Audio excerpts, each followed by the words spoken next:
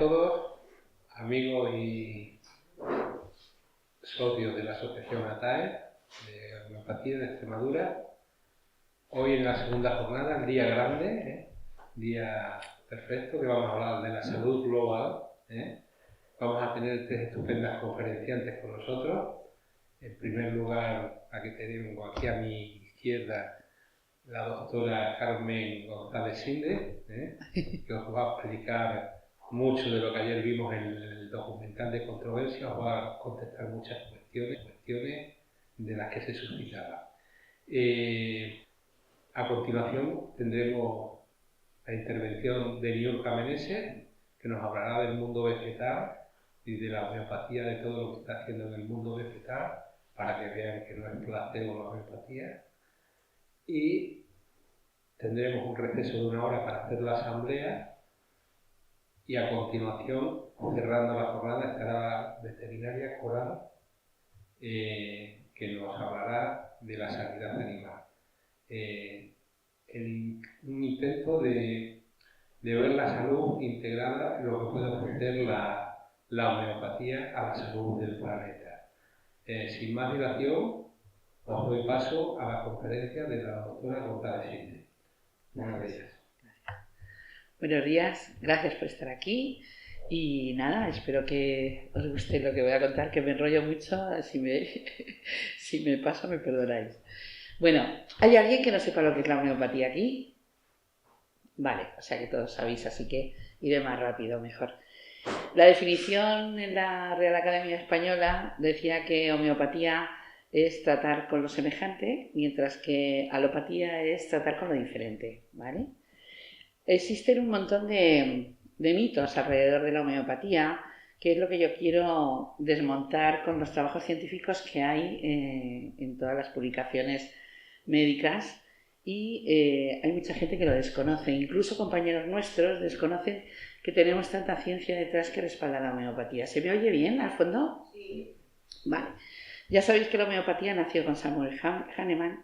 Hahnemann era un niño de los que ahora llamarían superdotados y en aquella época, gracias a Dios, uno de sus profesores descubrió esta capacidad que él tenía y consiguió que le admitieran en la Academia de San Afra, me parece que era. Afra. Sí. Santa Afra. San Afra, sí. Donde la gente que estudiaba allí eran hijos de gente pudiente, de la gente de nobleza, etc. Y él era una familia humilde, pero consiguieron que pudiera estudiar allí y con eso él aprendió un montón de idiomas que luego le ayudaron a trabajar para hacer traducciones, lo cual le permitía tener dinero para pagarse la carrera de médico, que era lo que él quería. A pesar de que era un hombre médico con mucha categoría en aquella época, él se dio cuenta, como ya visteis en la película de ayer, que la medicina poco podía ayudar en aquellos momentos a las enfermedades que ocurrían de forma epidémica, etc. Y de hecho mucho de los sufrimientos que él veía también los vio en su propia familia. Entonces un día decidió colgar el título, mejor dicho, descolgarlo, dejar de trabajar de médico y dedicarse a traducir. En este periodo de traducciones él encontró un libro que era La materia médica del Dr. Cullen. En ese librito se hablaba de los medicamentos que se utilizaban, plantas y minerales, y se daban teorías de por qué funcionaban para curar algunos síntomas o enfermedades de la época.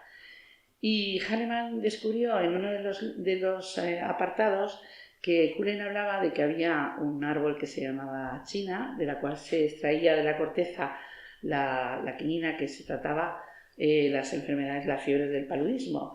Pero Cullen decía que muchos trabajadores se enfermaban cuando cortaban esa corteza del árbol, de la misma fiebre parecida a la del paludismo. Hahnemann, que era un investigador y tenía una mente brillante, enseguida lo relacionó con lo que había dicho Hipócrates. Hipócrates decía, voy a hacer esto más grande a ver si queda más bonito, así. Hipócrates decía que hay dos maneras de curar, con la ley de curación de los semejantes y la ley de curación de los contrarios. Entonces, en la ley de curación de los semejantes, Hipócrates ya decía que lo que es capaz de enfermar es capaz de curar. Y Hahnemann pensó que quizás la china era, como decía Hipócrates, una sustancia que podía enfermar y que por ese motivo podía curar. Así que decidió investigar. Hizo su hipótesis, estamos haciendo lo que ahora se hace en la investigación, primer paso observación, segundo una hipótesis, y si la quinina, podía quitar la fiebre del paludismo porque era capaz de producir esa misma fiebre en las personas sanas. Él había escuchado de Haller, que se considera el primer fisiólogo de la historia, que había que probar los medicamentos que se daban a los enfermos para conocerlos correctamente. Y de hecho uno de sus profesores, Stoer, había hecho ya una prueba con algunas solanáceas, probándolas él mismo para sacar los síntomas que era capaz de producir. Así que decidió experimentar. Tomó 10 dracmas, que es una medida que se utilizaba en aquella época de China, y aparecieron los síntomas. Él, como gran observador y científico que era, retomó todos los síntomas, tanto los físicos como los cambios emocionales, los sueños, todo. Repitió el experimento con él y varios de sus amigos y familiares, y al cabo del tiempo pudo descubrir que realmente había como un patrón constante en todas las experimentaciones que se hacían, con lo cual consiguió describir lo que la China era capaz de producir en las personas sanas, ¿vale? Después de todo ese trabajo investigó muchos más medicamentos para llegar a la conclusión de que efectivamente lo que enferma a una persona sana es capaz de curar a una persona enferma, ¿vale? Con lo cual escribió la tesis y a partir de ese momento se habló de lo que es la homeopatía, es decir, la medicina que cura con lo semejante, ¿vale? La primera vez que se publicó un artículo fue en la revista médica de Hufeland en 1796, donde ya decía que había hecho un ensayo sobre el nuevo principio para descubrir las virtudes curativas de las sustancias medicinales. Todo esto lo cuento porque dicen que la homeopatía es una pseudociencia, y yo quiero explicar que desde el momento en que nace ha seguido el patrón científico del método científico, con lo cual está demostrando que es una ciencia, ¿vale? Pero Hahnemann era un poco como el Dr. House, no tenía pelos en la lengua y se creó muchos enemigos en su época. De hecho, quisieron desacreditarle, entonces contrataron a un médico para que escribiera en contra de lo que estaba diciendo Hahnemann. Este médico, que estaba muy ocupado, le pasó la papeleta a uno de sus colaboradores, que era el Dr. Hering. El Dr. Hering no había oído hablar nada de Hahnemann y de toda su teoría, así que se puso manos a la obra y empezó a leer todo lo que Hahnemann había escrito. Pero en uno de los escritos, en la tercera edición del órgano que había escrito Hahnemann decía que no le creyeran, que experimentaran. Y Hering lo hizo y descubrió que lo que decía Hahnemann era verdad.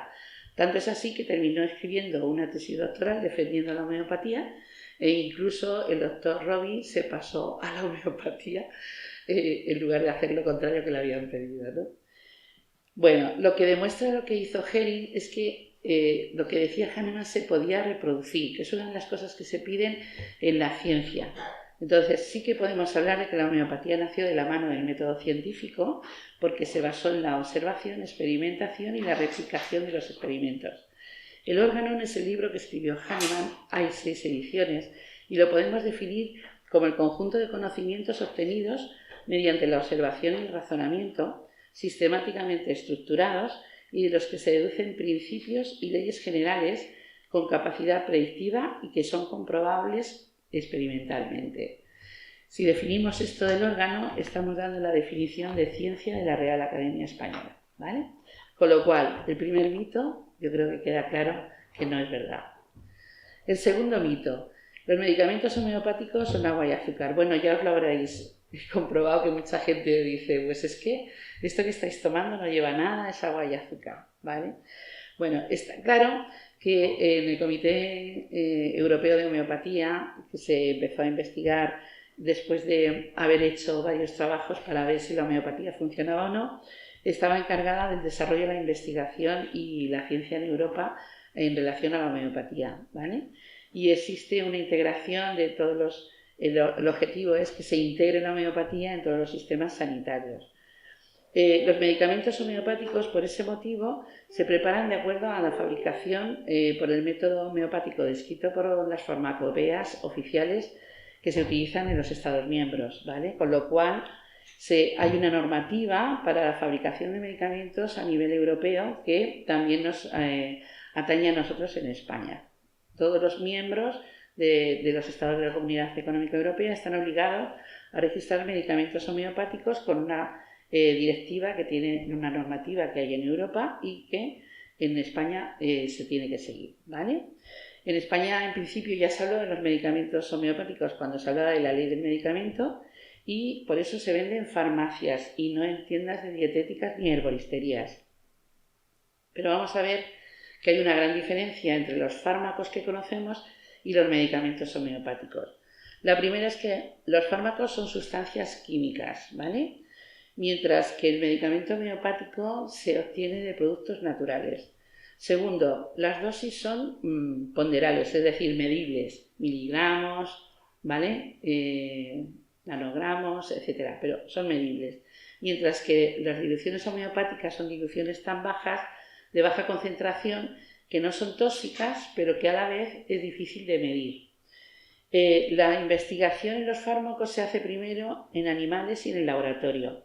Y al contrario de los medicamentos homeopáticos que se han hecho en personas sanas, ¿vale?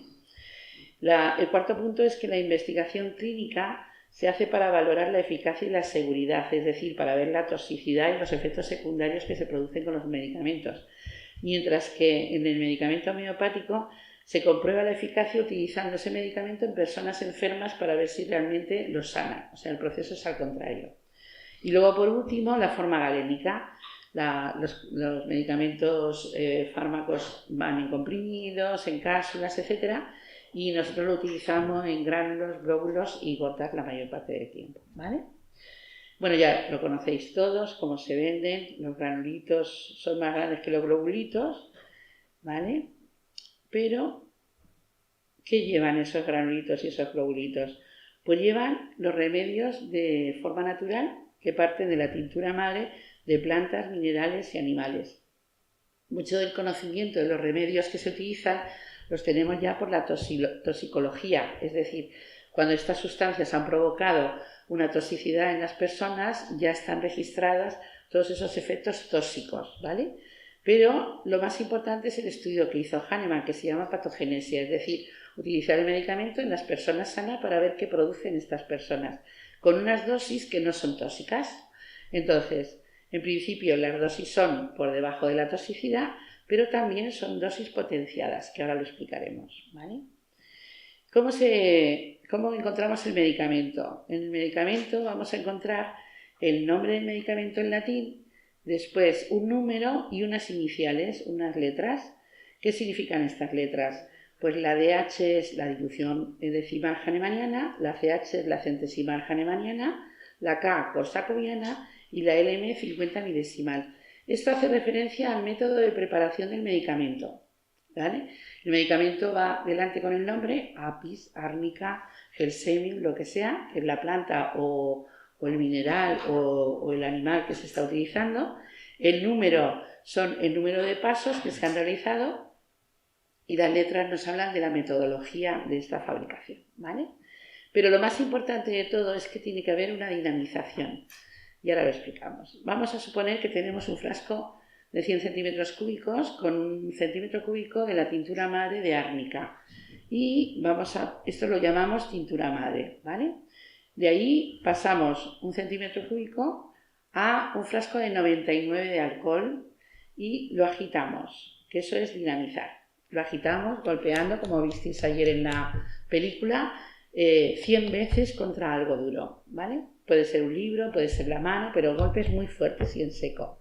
Después de que se ha terminado, tenemos una parte en 100, que sería una dilución química, pero la diferencia está que al dinamizar tenemos una CH, es decir, una dilución potenciada, ¿vale? De aquí sacamos 1 centímetro cúbico, lo pasamos a otro frasco de 99, volvemos a hacer el mismo proceso de dinamizar y cuando terminamos tenemos una 2CH. La 2CH es una parte en 10.000. Eso sería la dilución química, pero como está potenciado es una parte en 10.000, pero potentizada. Y entonces esto es una dilución homeopática. Esa es la diferencia.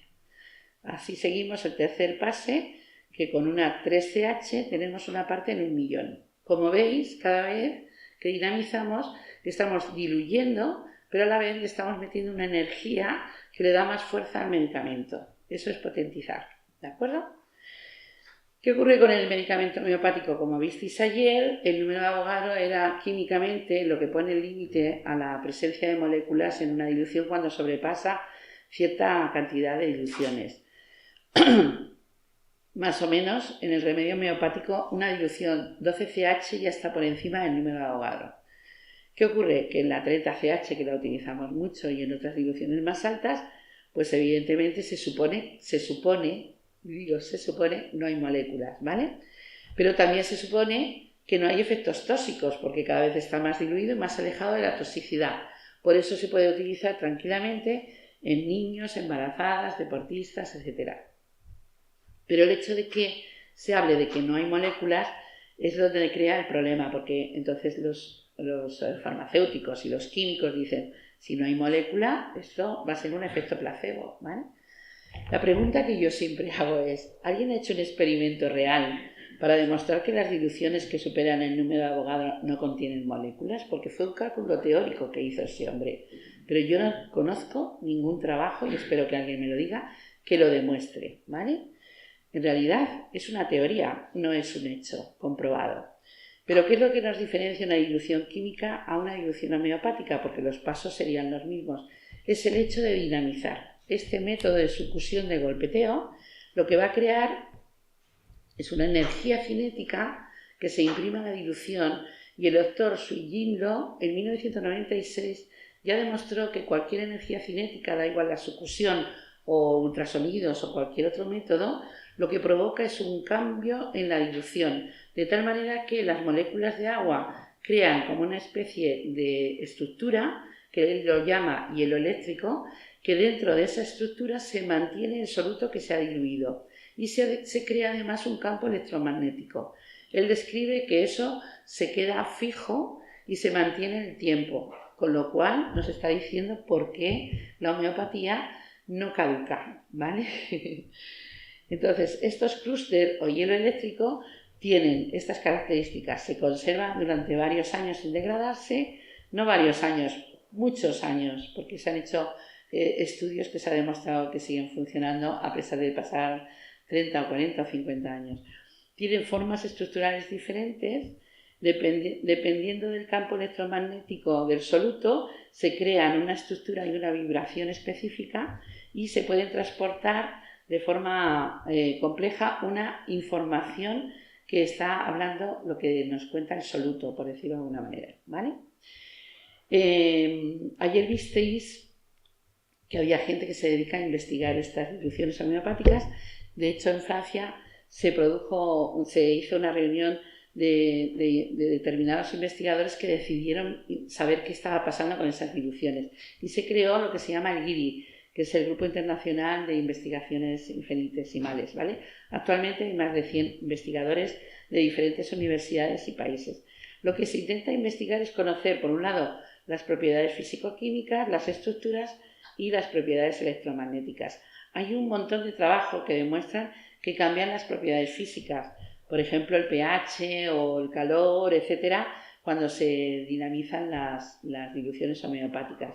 Pero luego hay un montón de trabajos que investigan con termoluminiscencia, ramal láser, espectrofotometría de luz ultravioleta, espectrofotometría infrarroja, fluorescencia, bueno, yo he puesto inmunofluorescencia, pero es fluorescencia, microscopía, es decir, técnicas sofisticadas cada vez más con aparatos de alta tecnología que nos van demostrando que hay presencia de estructuras, como lo demuestra este estudio que se le ha dado mucha importancia de termoluminiscencia del Dr. Rey, que son estructuras que difieren de la del agua y de la de otros componentes de diluciones homeopáticas, ¿vale? Se han hecho muchos trabajos que se han publicado en diversas revistas. Y una amiga y yo, ella trabaja también en un laboratorio y tiene mucha curiosidad científica, nos juntamos un día y dijo, yo estoy recopilando mucha investigación y tal, y no sé para qué. Y dije, pues para mí, porque yo quiero investigar. Así que nos pusimos las dos en marcha y entonces nos movimos para poder buscar un laboratorio donde nos dejaran comprobar esto que estábamos leyendo en otros sitios. Así que llevamos a Árnica a un laboratorio que está en la Facultad de Químicas de Logroño, y llevamos árnica en tintura madre y en diversas diluciones. Y aquí vemos, por ejemplo, el verde sería una primera dilución de la tintura madre, ¿vale? El rojo sería una segunda dilución química de la tintura madre, que como veis baja bastante el espectro, y sin embargo una preparación a la 30CH estaba prácticamente tan alta como la primera dilución, ¿vale? Se comprobó también que llevábamos frasquitos de diluciones de árnica a la 8, a la 7 y a la 30, que prácticamente el patrón era siempre el mismo. Y lo comprobamos comparándolo con otros medicamentos diluidos como antimonio y árnica, que tenían sus espectros diferentes, ¿vale? O sea que fue muy interesante. No paramos ahí, seguimos dando la vara y al final terminamos en otro laboratorio en Madrid para mirar con coagulación, con cristalización por frío, ¿vale? Frío scanning que llaman. Metían la muestra en nitrógeno líquido, se quedaba congelada y se miraba al microscopio. Entonces, esto es agua, lo hicimos con Natrium muriaticum. Y esto es Natrium muriaticum a la 9 y a la 30, que como veis cada vez es como más estructuras, más organizado, ¿vale? Y luego hicimos con el alcohol, que pasaba igual. El natrium a la 5, a la 9 cada vez más, y a la 30, que parece un coral realmente, ¿vale? En las imágenes. Bueno, con esto lo único que estábamos viendo es que había realmente imágenes y estructuras dentro de las diluciones homeopáticas, aunque nos dicen que no hay nada más que agua y azúcar, pero no es verdad, ¿vale? La doctora Niorca, que va a hablar luego, también está haciendo sus trabajos de investigación para comprobar que hay nanopartículas y otro tipo de investigaciones orientadas a cómo son las diluciones homeopáticas, y hubo un trabajo muy interesante de unos, no me acuerdo si son hindúes, creo que sí, que lo que hicieron fue evaporar unas diluciones de metales, diluciones homeopáticas de metales, y comprobar qué quedaba en esas diluciones. Y demostraron que efectivamente esos metales estaban presentes a pesar de que las diluciones superaban el famoso número de Avogadro. Pensar que en la época de hace 200 años se hablaba de moléculas, ahora hablamos de átomos y de nanopartículas, ¿vale? Cada vez hay más trabajos científicos que están demostrando que las nanopartículas están presentes en las diluciones homeopáticas. Con lo cual, hay trabajos que demuestran que realmente sí que podemos diferenciar unas diluciones de otras, porque con estos mecanismos sofisticados de investigación, con las técnicas avanzadas que hay ahora de microscopía, etcétera, se puede demostrar la diferencia de las estructuras de los componentes en es un medicamento o es otro, ¿vale? Con lo cual queda demostrado que no es agua y azúcar y que tenemos nanopartículas probablemente desde el principio de las diluciones, que se mantienen hasta por encima de, bueno, muchísimo, ¿vale? La homeopatía es placebo, es otro de los mitos, ya os lo han dicho, esto es como el placebo. Hombre, es verdad que en una consulta homeopática estamos hora y media escuchando al paciente y eso ya tiene un efecto placebo. Ojalá se pudiera hacer en la seguridad social, ¿no? Pero a veces cuando le dices al paciente que acaba de venir, mira, tómate un granulito o 3 bolitas y me cuentas dentro de un mes, la cara que ponen es, ¿cómo? ¿Esto me va a funcionar? Evidentemente el placebo se desmonta con todos los trabajos que hay de la veterinaria, ¿vale? Y con todos los trabajos que se están realizando, no solamente en animales de granja, etcétera, sino en animales de experimentación de laboratorio, donde podemos comprobar los cambios que hay en los parámetros de inmunidad, de inflamación, etcétera, ¿vale? Pero también se hace en órganos y tejidos, en líneas celulares. Las líneas celulares no tienen mente, son células que responden a una reacción, a una acción que se le está provocando con algo. Y en esas líneas celulares se ven cambios que están muy estudiados en muchos trabajos que se han realizado. Os voy a contar solamente este que es muy interesante. Los profesores Banerjee presentaron en una reunión en Kung hablando de cáncer, su experiencia sobre varios tumores cerebrales que habían curado exclusivamente con homeopatía. Y hablaron de 2 medicamentos que utilizaban, que era ruta 6CH y cálcara fosfórica en dilución de sales de Sussler. Los oncólogos que estaban allí, que había 300 y ninguno era homeópata excepto los doctores Banerjee, tuvieron mucha curiosidad y el Instituto Andersen decidieron investigar estos productos que habían utilizado los doctores Banerjee, comprobaron, y está publicado, que realmente esta dilución lo que provoca es una muerte del tumor cerebral que ellos habían trabajado y aumentaba el sistema inmunitario del paciente. Esto está publicado, ¿vale? Y luego está la homeopatía, que con eso ya sí que se desmonta completamente el efecto placebo. Porque hay gente que dice, bueno, es que los animales, como se tienen esa relación con los humanos, si el humano piensa que el animal se va a curar, a lo mejor el animal lo piensa también. Cosa que dudo, no hay ningún trabajo publicado que yo vea. Pero ya en las plantas tú me dirás cómo los hacemos pensar, ¿no? Bueno, de homeopatía no voy a hablar y de veterinaria tampoco, porque luego vienen y nos lo cuentan, así que ya tenéis argumento para decir que esto no es efecto placebo, ¿vale? El mito 4. También dicen, no hay publicaciones que demuestren que la homeopatía funciona, ¿vale? Es muy importante primero entender la diferencia que hay entre la forma de hacer la medicina homeopática y la medicina convencional, ¿vale? Hay muchas diferencias, entonces, peculiaridades de la homeopatía. Primero, la historia clínica homeopática. Nosotros tratamos al paciente y con esa forma de ver al paciente, en la historia clínica necesitamos saber un montón de cosas.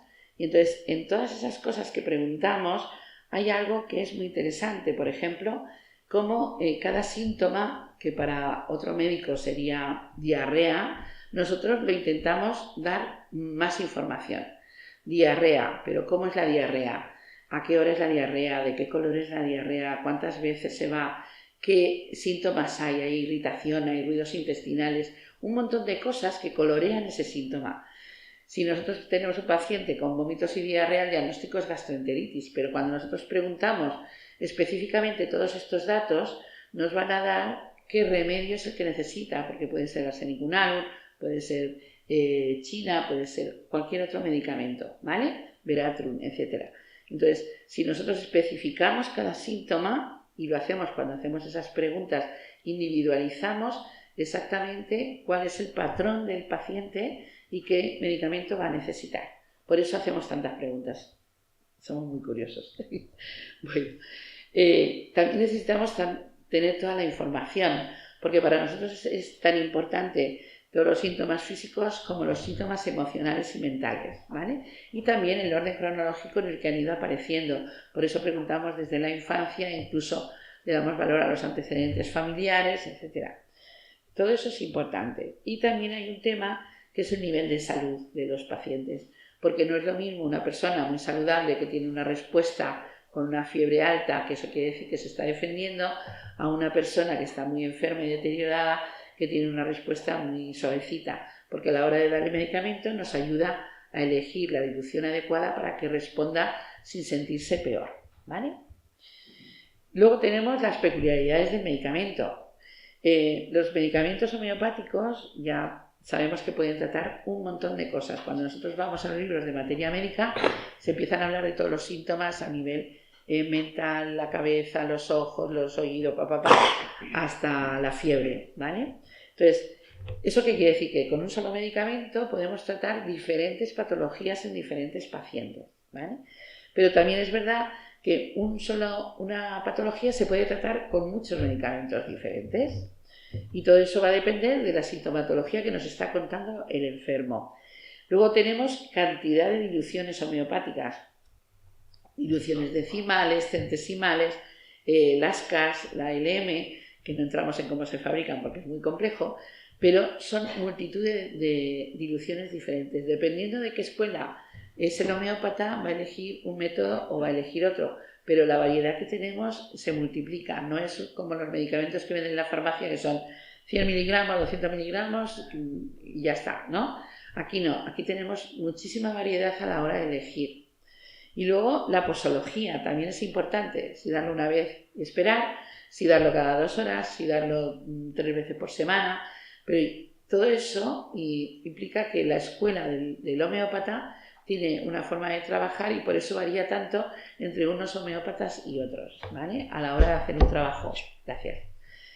¿Qué hablamos de escuelas? Las escuelas unicistas son las que trabajan con un solo medicamento cada vez para observar cómo reacciona el paciente. Las escuelas pluralistas hacen una mezcla de varios medicamentos, es decir, tómate 3 bolitas de Natrum 3 veces por semana y una de Staphylococcus aureus cada 15 días un tubo monodosis, por ejemplo, ¿no? Y las escuelas pluralistas, que derivan sobre todo de la escuela francesa, lo que intentaban al principio era hacer una limpieza del organismo a la vez que se ponía el tratamiento. Pero eso se ha derivado en utilizar varios medicamentos. Y luego están las complejistas, que lo que hacen es que en un solo medicamento fabricado meten muchos medicamentos. Por ejemplo, el Traumel, que conocéis, o el jarabe Stodal, o el jarabe Spectodu, ¿vale? Lleva varios medicamentos, suelen ser diluciones muy bajitas, para que funcionen en dirección concreta a algo, pues a la tos para sacar las flemas, o en el caso del trauma para todo lo que implica un traumatismo para eliminar pues toda la zona inflamada que corresponde, ¿vale? Esas son las diferentes escuelas. Pero lo más importante para hacer una investigación, pero también para tratar al paciente, es que el tratamiento sea individualizado, es decir, el que el paciente necesita, que se base en la ley de similitud, qué síntomas tiene el paciente y qué síntomas encontramos en el medicamento para que lo pueda mejorar, y luego que la potencia adecuada y la posología sea correcta. Por eso a veces cuando se hacen mezclas de diferentes profesionales y cada uno utiliza un método es complicado. Hay que hacer un buen proyecto de investigación poniendo una metodología exacta para que todo el mundo lo haga igual. Y esa es la base para hacer una buena investigación, porque de hecho al principio, cuando se empezaba a investigar, se quería investigar como la medicina tradicional con fármacos. Entonces se ponía un medicamento para todo el mundo. Y claro, había pacientes que sí que responden a ese medicamento, pero pacientes que no lo necesitan porque el medicamento no corresponde. Y por eso salían trabajos que no daban resultados, ¿vale? En realidad, en PubMed, que es una base de datos de publicaciones médicas, hay más de 7.300, y ahora seguramente más, artículos sobre homeopatía, algunos a favor, algunos que no, pero eso ocurre en todas las publicaciones médicas, ¿vale? En Alemania se ha creado una fundación para hacer investigación de medicinas alternativas y han incluido también la metodología y la investigación para hacer trabajos de calidad con la homeopatía. Y el HRI, ya visteis ayer que hablaban el doctor Tumier y ¿cómo se llama la mujer? Que ahora no me acuerdo. Rachel Robert. Sí, Rachel Robert. Pues ellos dos han fundado el HRI, que es el Instituto de Investigaciones Homeopáticas, que buscan la calidad de las publicaciones para que se tome en serio lo que se está publicando. Y de hecho, cada vez hay más bases. Hay una base de datos que va recopilando trabajos de calidad y ya tienen más de 1.250 estudios clínicos de calidad, de los cuales hay ensayos aleatorios, como lo pide la ciencia, con placebo, etc. La investigación se ha querido hacer en varias direcciones: cómo mejora la calidad de vida, cómo cura determinadas enfermedades o cómo es efectivo frente a una patología frente al placebo, y la eficacia, ¿vale? Hay muchos trabajos en ese sentido. Por ejemplo, hay uno que se realizó en Alemania y Suiza durante 2 años entre 1981 pacientes. Luego ha habido otro trabajo que se ha realizado aquí, después de 8 años, también con 2.722 pacientes. Y el más importante es el EPI, que se hizo en Francia, ¿vale? Se trabajaron con 8.559 pacientes atendidos por 825 médicos. Se llegó a la conclusión de que la mitad de los antiinflamatorios se reducían, para trabajar con el dolor se reducían 2/3 de los analgésicos, la 1/4 parte de los ansiolíticos y antidepresivos también, y medicamentos para el insomnio también había una gran reducción. Y sobre todo, una cosa muy interesante es que se utilizaba la mitad de los antibióticos, ¿vale? También hubo trabajos que intentan demostrar que la homeopatía está trabajando cosas concretas en patología. Entonces, uno de los que yo hago referencia es el Instituto Nacional de Cáncer de Estados Unidos, que hizo un programa de series de casos para buscar métodos alternativos para el tratamiento del cáncer. Y los profesores Valeri llevaron una presentación de 14 casos que al final dieron su aprobación diciendo, después de 1 año de estudio, que era el único estudio aprobado desde 1999, demostrando que realmente el tratamiento homeopático que ellos habían utilizado había sido realmente efectivo para esos tumores, ¿vale? Después ha habido trabajos relacionados con la alergia, trabajos con la hiperactividad de los niños, Bueno, y uno muy interesante es el que se presentó en la revista Chest, que es una revista de mucha calidad y que nos explica que en pacientes que estaban con EPOC en una unidad de cuidados intensivos con respiración asistida y que tenían todos las mismas características en las secreciones, le dieron el tratamiento individualizado que correspondía, que era Carium bicromicum, consiguiendo que salieran de la unidad de cuidados intensivos mucho más pronto porque habían mejorado más rápidamente el estado de los pacientes. Y esto se demostró y se publicó en esta revista, que es de alta calidad. Y luego tenemos, por ejemplo, todos los trabajos que se intentan demostrar la validez de la homeopatía. Entonces se hacen los metaanálisis. Ayer visteis uno de los metaanálisis que se hizo en Australia, que se había manipulado, pero sí, hay muchos más metaanálisis hechos a favor de la homeopatía. Por ejemplo, en 1991 se presentó un metaanálisis de Kleigen y luego en 96 y 97 otros 2 metaanálisis que fueron la base para que en Europa se empezara a hablar del comité de homeopatía para poder investigar y desarrollar esta especialidad médica. Pero uno de los trabajos más interesantes es el informe suizo. En este informe se vieron trabajos tanto de laboratorio como clínicos que al final decían que se podía demostrar evidencias suficientes de la efectividad preclínica y la eficacia clínica en la homeopatía para su seguridad y su coste comparado con el tratamiento convencional. Esto llevó a que este informe positivo provocara un referéndum en Suiza para ver si la gente quería que la homeopatía entrara en la seguridad social de ellos. Y por eso se aceptó y ahora está dentro de la seguridad social. Pasamos al mito 5. Ya sé que voy muy rápido, pero es que falta poco tiempo.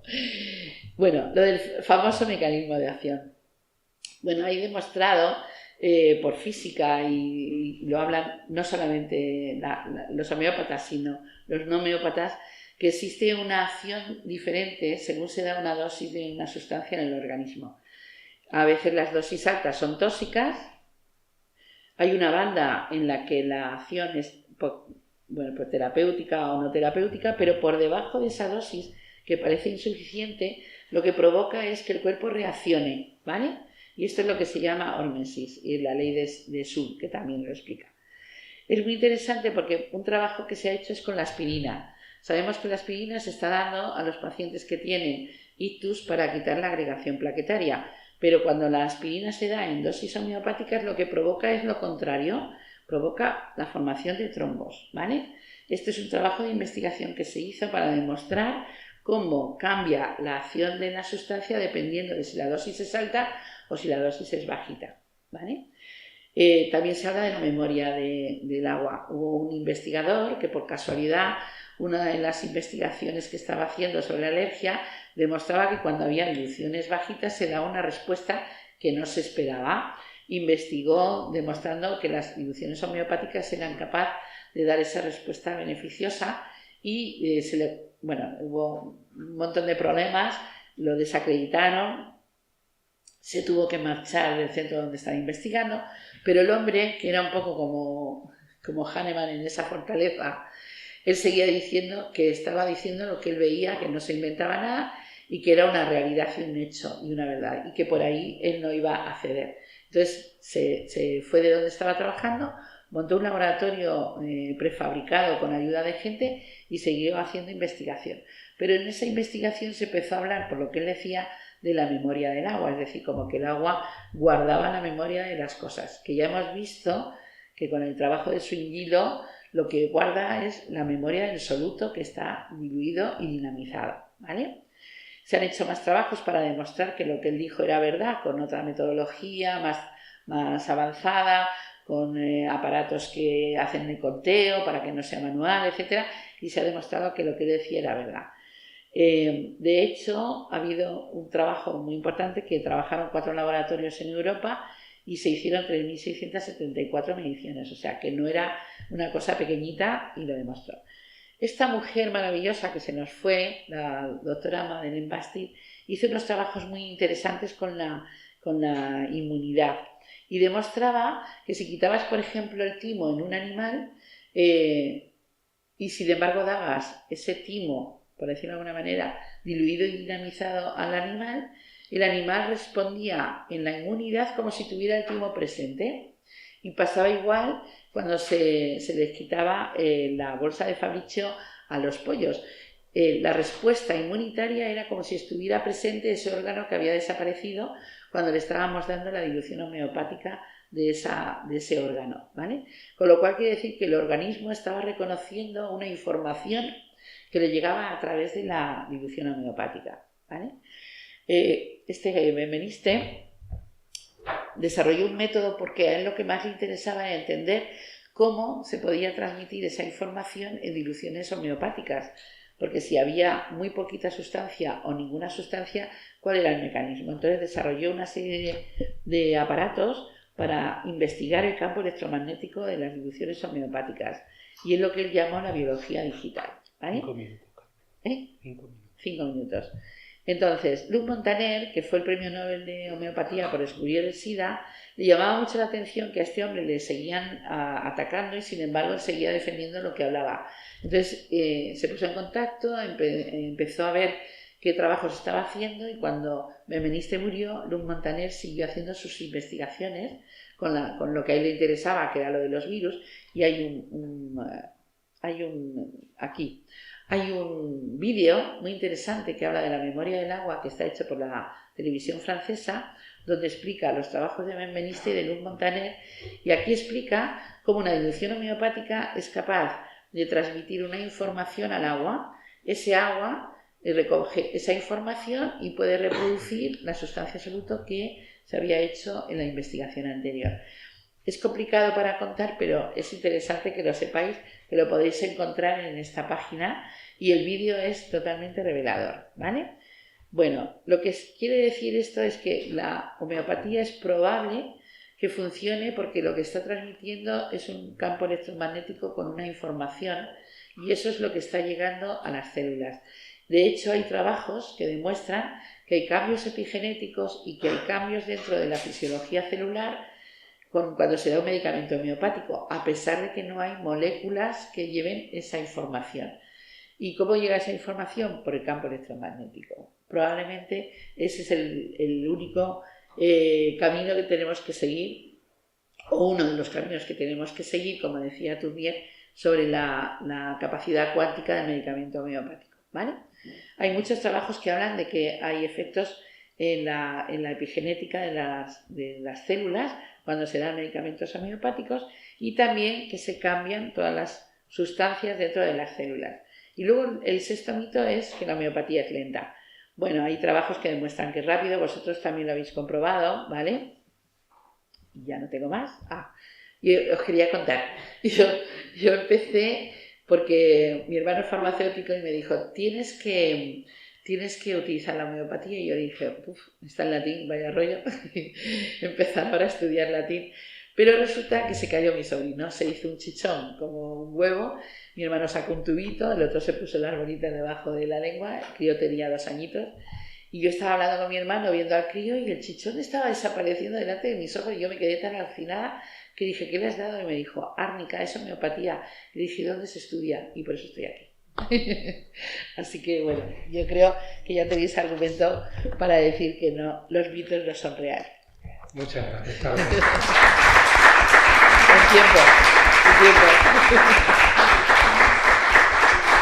¿Alguna pregunta? Esa página de YouTube, no me ha dado tiempo a copiarla. Sí, la pasamos. Ya la paso, ¿vale? De todos modos, yo tengo unos vídeos en YouTube, ¿vale? Ponéis doctora González Inde, homeopatía, mitos y ciencia, y explico mucho más ampliamente en cada vídeo, y además tengo referencias bibliográficas de trabajos científicos ahí, ¿vale?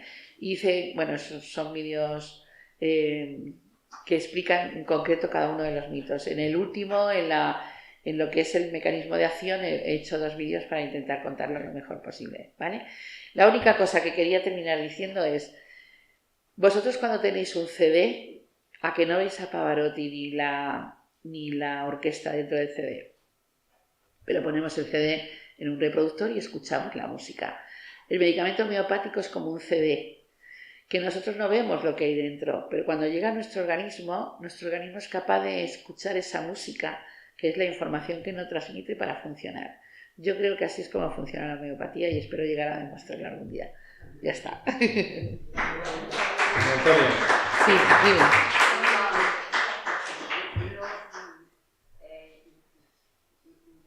Los vídeos. Sí. Los vídeos. Tenemos que conocer exactamente dónde los podemos encontrar. YouTube. Porque Sí. YouTube sí. Mari Carmen González Sinde o doctora González Sinde y te aparecen. Bueno, yo es que anoche mismo estaba tan cansada, que me tomé 2 bolitas de arnica montana y he dormido prácticamente. Muy bien. Estamos agotados.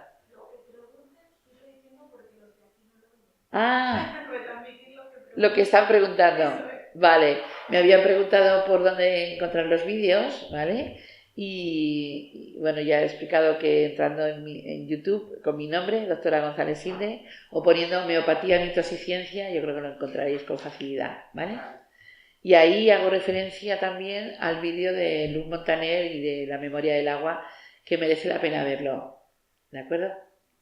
¿Más preguntas? Yo tengo una. Cuando has hecho la historia clínica que has estado describiendo, en la historia clínica, los aspectos fisiológicos, síntomas físicos, emocionales, mentales y energéticos. Pero no entiendo lo de energético. El estado de la energía de la persona. Hay personas, estoy cansada, tienes poca energía. Hay gente muy vital, pero eso se nota también a veces en el tono de la voz, ¿vale? En la expresión de la cara, en la sensación que tiene uno a la hora de pensar, que no puede pensar, o a la hora de responder a las actividades diarias que te demandan, ¿vale? ¿De dónde sale ¿El qué? esa energía? Ahí es la pregunta. Nuestra energía vital nos acompaña desde que nacemos, ¿vale? Y lo que se altera es nuestra energía vital con cada una de las informaciones que nos provocan algo a nosotros. Esa energía vital es realmente la base de lo que somos.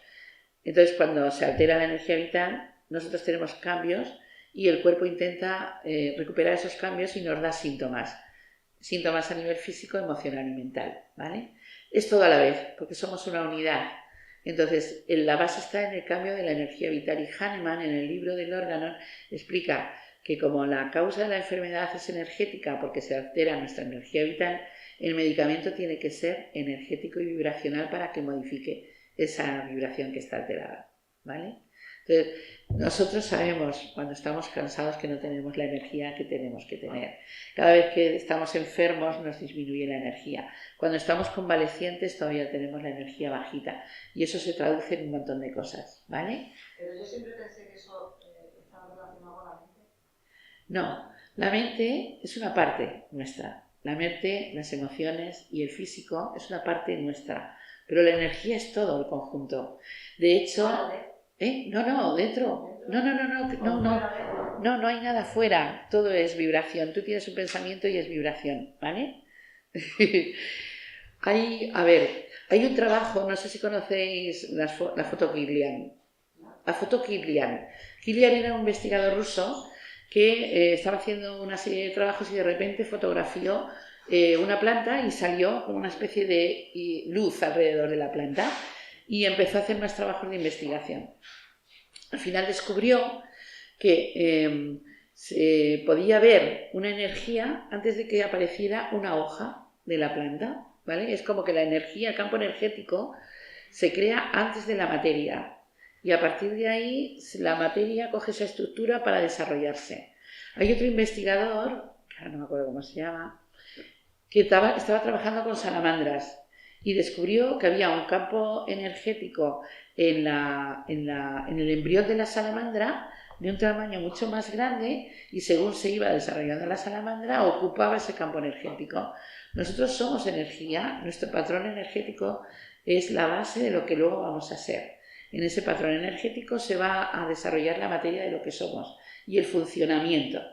Si nosotros funcionamos correctamente es porque nuestra energía vital está en equilibrio. Cuando nosotros enfermamos es porque la energía vital se ha desequilibrado y entonces se puede manifestar a diferentes niveles. A veces es solamente físico, a veces es solamente emocional, a veces es solo mental y a veces es todo a la vez, ¿vale? Entonces, no es que haya unos síntomas independientes de otros, tú eres tú. Y ese es el problema de la medicina de ahora, que nos rompe, nos separa la psiquiatría, de la psicología, del aparato digestivo, del aparato renal, pero somos todo a la vez, ¿vale? Por eso lo bonito de la visión de la homeopatía es esa visión holística que ve al ser humano con todo el desequilibrio que tiene, no solamente el dolor de la rodilla o el que ha tenido una depresión por un duelo de la muerte de alguien, porque todo está influido, todo está relacionado en ese campo energético que se llama energía vital. Muy ¿Te ha bien quedado explicado, claro? muy bien explicado. Gracias.